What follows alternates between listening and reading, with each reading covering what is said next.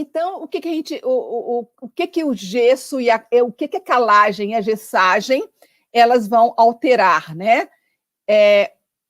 Os atributos, o pH, né? E o que a gente quer atingir, né? Para as fruteiras que nós vamos abordar, né?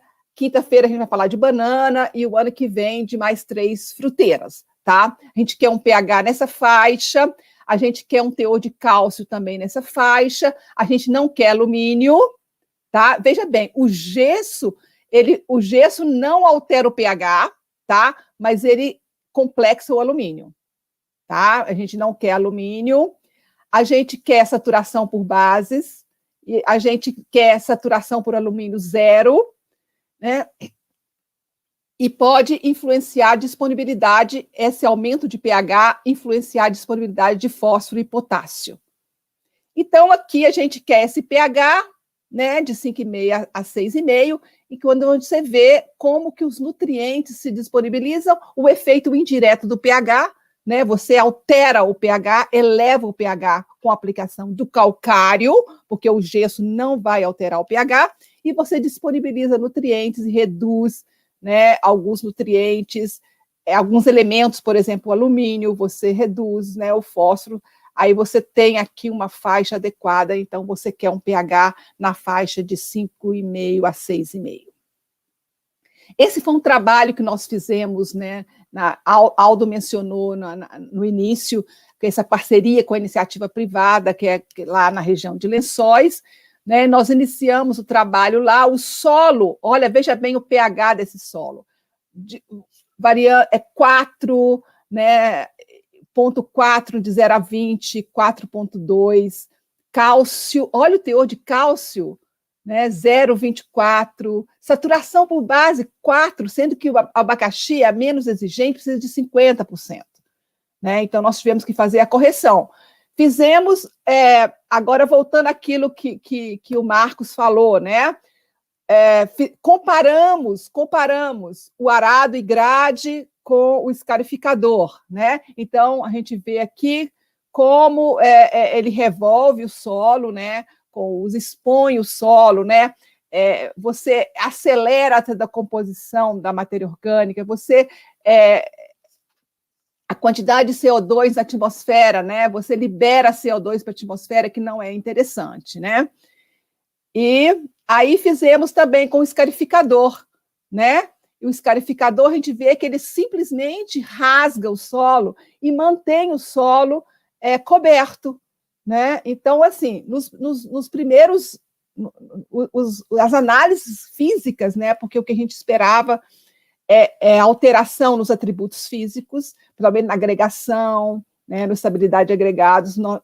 Inicialmente, a gente não viu ainda, comparando os dois preparos, porém, ao longo do tempo, a gente acredita que a gente vai observar, e a gente tem recomendado, como o Marcos falou, o uso do escarificador, porque você não expõe o solo, né? Você deixa o solo sempre coberto. Após 7 meses, né, quando nós fizemos a correção com calcário, e aplicamos também o gesso, nós tínhamos um pH, né, original aqui, abaixo de 4,5, né? Após 7 meses, a gente já viu, inclusive, um pequeno aumento aqui em profundidade. O alumínio, né, muito alto, e ele realmente ele foi reduziu também em profundidade, mas principalmente até a camada de 0 a 20, houve uma redução do alumínio trocável. E como a gente viu o teor de cálcio? Imagina o teor de cálcio de 0,2 centimol de carga por decímetro cúbico, sendo que as culturas precisam acima de 2, né? Então, com a calagem, com o gesso também, que é sulfato de cálcio, né, aumentamos o teor, inclusive em profundidade. E com isso conseguimos elevar também a saturação por bases, né, que era em menos de 5%, né, a saturação por base, a gente conseguiu elevar aqui, após 7 meses, quase a 40%. Então, como que a gente avaliou aqui ao longo de 2 anos, né? Então, nós temos o valor inicial aqui do pH, cálcio, alumínio, soma de bases e a saturação por base. Após 7 meses, nós comparamos aqui dois manejos, né? Um manejo com coquetel vegetal, era uma mistura de 2 leguminosas e 2 gramíneas, e a cobertura natural. O que nós observamos foi que, após a correção do solo, com calcário e também com gesso, a vegetação nativa, né, ela veio com muito vigor. Né? Então, a gente não viu muita diferença entre esses 2 manejos, apesar que o teor de cálcio aqui foi maior, aqui ainda ficou um pouco de alumínio, mas foi aos 7 meses. Aí, quando a gente vai aqui para os 19 meses, né, então a gente já vê uma redução maior do alumínio, uma soma de bases, uma saturação por bases, e aquilo que o Marcos falou, né, por que não esperar 2 anos, né, para melhorar esse solo?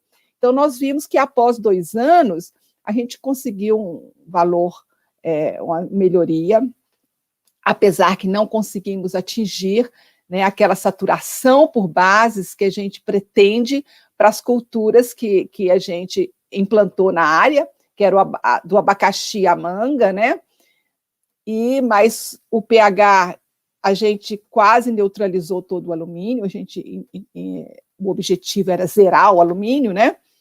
Mas, então, isso influenciou também na parte biológica, né? Então, a gente tem aqui a biomassa, vou mostrar aqui só 2 pontos, que é a biomassa microbiana, que é a parte viva, né? A parte mais ativa da matéria orgânica, né? Que ela é constituída aí de fungos, bactérias, actinomicetos, né? Ela tinha um valor inicial de 56 e ela foi aumentando, ela teve um pico aqui aos 19 meses, porque o mais é melhor, tá? Quanto maior essa biomassa microbiana. Eu falei na minha apresentação anterior sobre as 2 enzimas, né?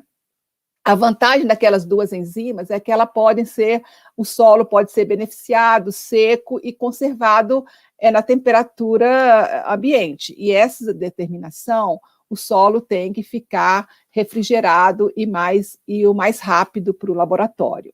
E como que ficou o coeficiente microbiano, né? Que esse coeficiente microbiano é a relação entre a biomassa microbiana e a quantidade total de carbono. Então, mais é melhor, porque eu quero mais biomassa, né, ativa, que mostra essa qualidade do solo. Então, eu tinha 0,33, né, e aqui, realmente, nos 19 meses, né, eu consegui esse maior, um coeficiente microbiano maior, né? Então, assim, uma atividade microbiana maior, porque mais é melhor.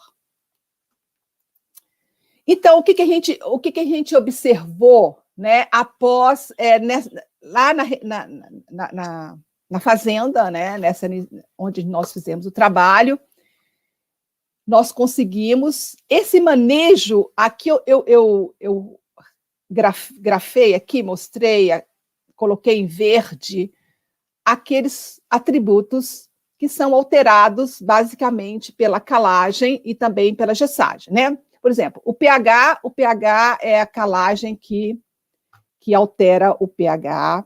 Então, nós conseguimos, após 4 anos, né, de manejo, elevar o pH.